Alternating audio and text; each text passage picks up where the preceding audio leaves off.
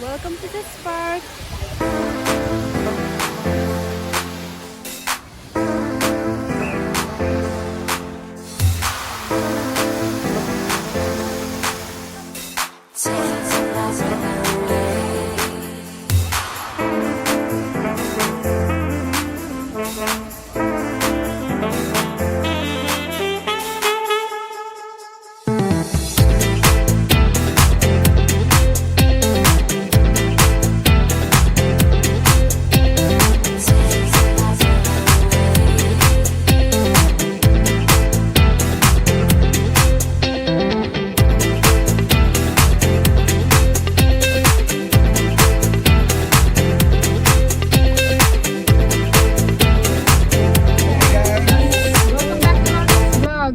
So today we are going to Khorfakkan.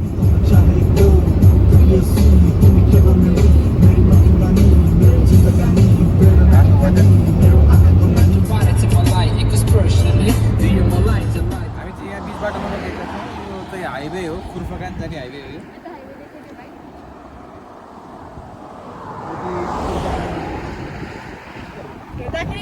नेपालको मुस्ताङ जस्तो छ है नेपालको मुस्ताङ जस्तो छ सिधै गयो हामी घन्टा लाग्छ होला हैन यहाँलाई Let's go guys.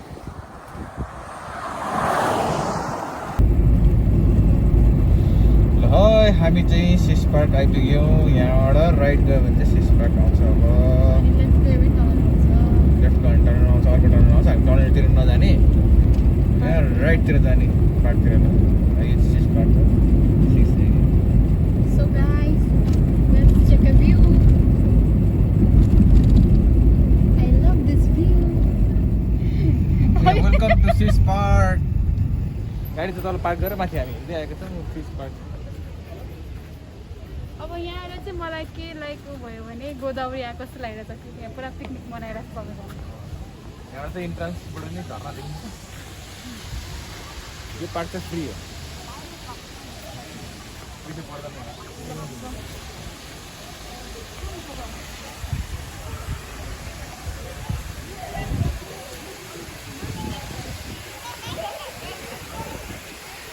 आर्टिफिसियल झर्ना हो यो चाहिँ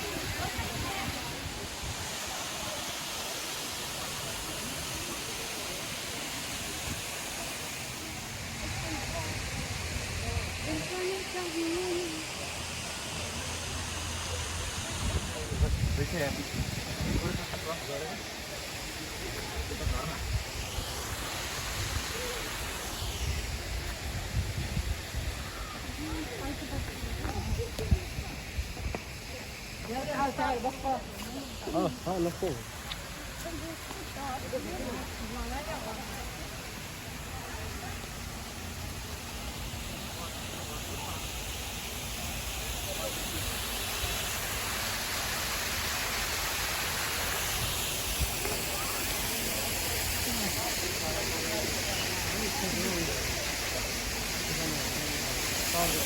पूरा पाइप लगेर पुरा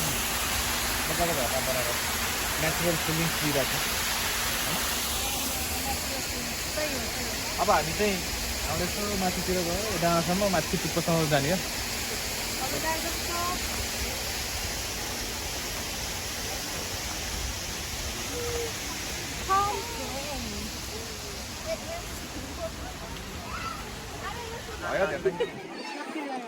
अब यहाँबाट जाने यहाँ पहिला चिल्ड्रेन पार्क हेरौँ यो एरियामा चाहिँ बार्बिक्यू बनाउने रहेछ यता चाहिँ बच्चाहरू खेल्ने रहेछ ल ल ल तिमीलाई पनि खेल्नु मन छ यहाँ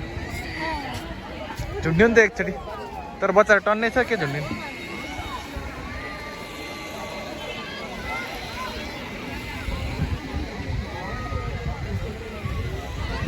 यहाँ चाहिँ फ्यामिली होइन पुरा बार्बिक्यू गर्न पिकनिक जस्तो मनाउनु चाहिँ एकदम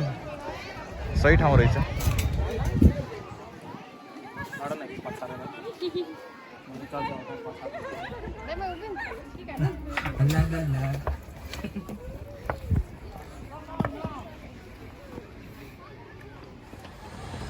यो सिँढीबाट चाहिँ हामी माथि टुप्पोमा पुग्नेछौँ अब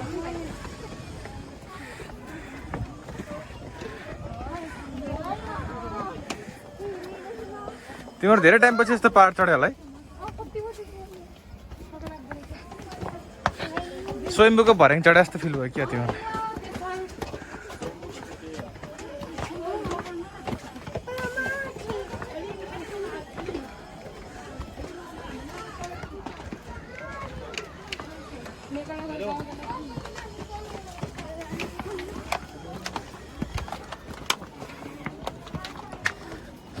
यहाँ चाहिँ कतिवटा खुड्की लाग्छ गर्नुपर्छ कि क्या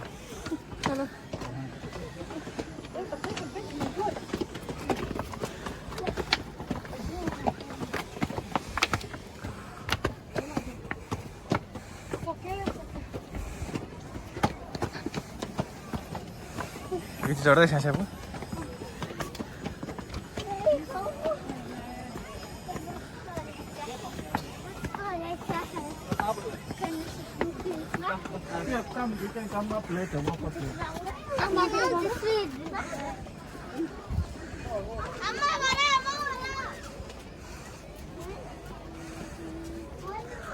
त्यो डाँडा जाने है हामी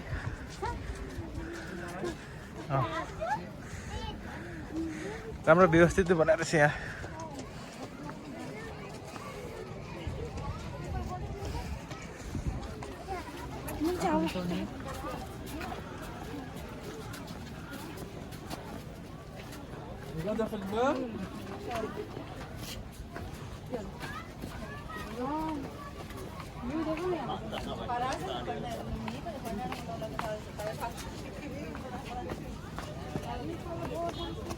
झर्ना चाहिँ त्यहाँबाट बगिरहेको छ पाइप साइप यता ल्याएर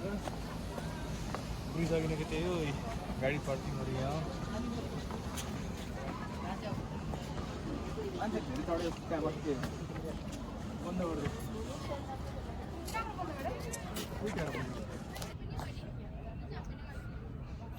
यो गाइज हामी चाहिँ अहिले यहाँ यो सिस पार्कको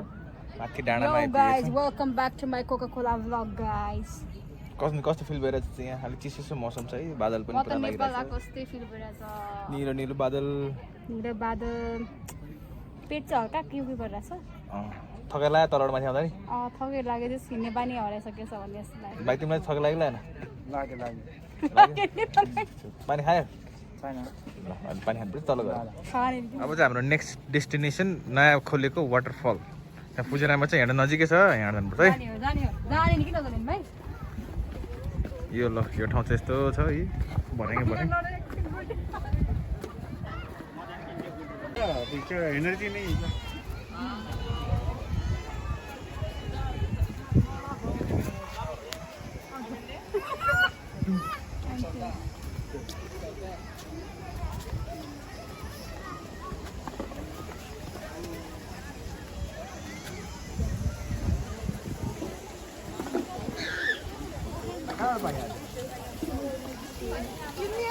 यहाँ चाहिँ यस्तो फाउन्टेन जस्तो पनि रहेछ पुरा पानी आइरहेको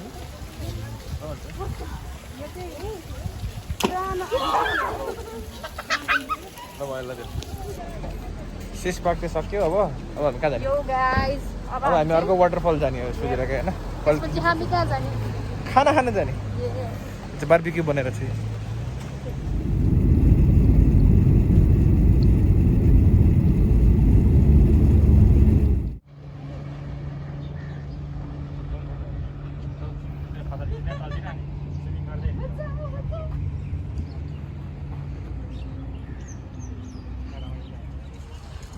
यो माउन्टेन बिचको एक्सपिरियन्स गर्नु पर्यो भने चाहिँ यहाँ शारजाको यो खुर्फकान ठाउँमा आयो हुन्छ अहिले हामी आइपुगेका शारजाको खुर्फकान ठाउँ भन्ने ठाउँमा यहाँ चाहिँ नयाँ वाटरफल खोलेको थियो तर पानी चाहिँ छैन अनफर्चुनेटली तर नयाँ वाटरफल चाहिँ यही हो है गाइस अब यहाँ नयाँ केही बन्दै रहेछ यहाँ चाहिँ बनाएर सकेको स्टेडियम टाइप चाहिँ थियो अब त्यहाँ गएर चाहिँ हामी हेर्छौँ के रहेछ त्यहाँ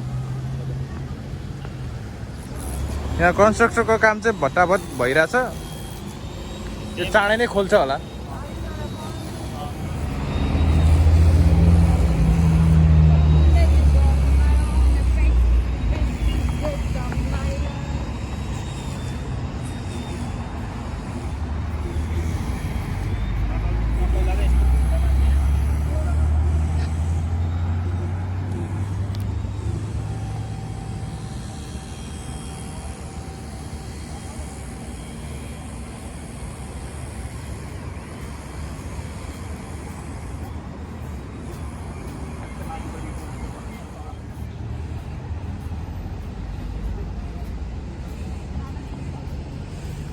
ल खुरफकान एम्पी थिएटर अब ओपनिङ सुन अन्त कहिले ओपनिङ सुन हो थाहा छैन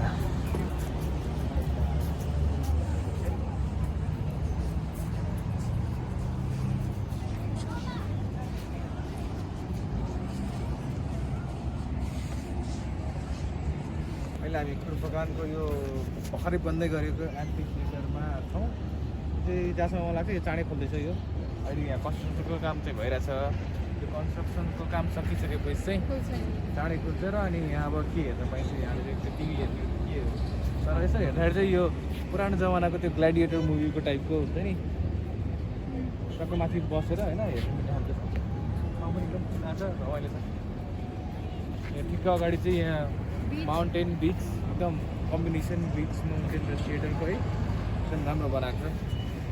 अब नेक्स्ट टुरिस्ट डेस्टिनेसन चाहिँ यो हुनसक्छ यो शारजाको यहाँ वाटरफल पनि थियो अब हामी चाहिँ अनफर्चुनेटली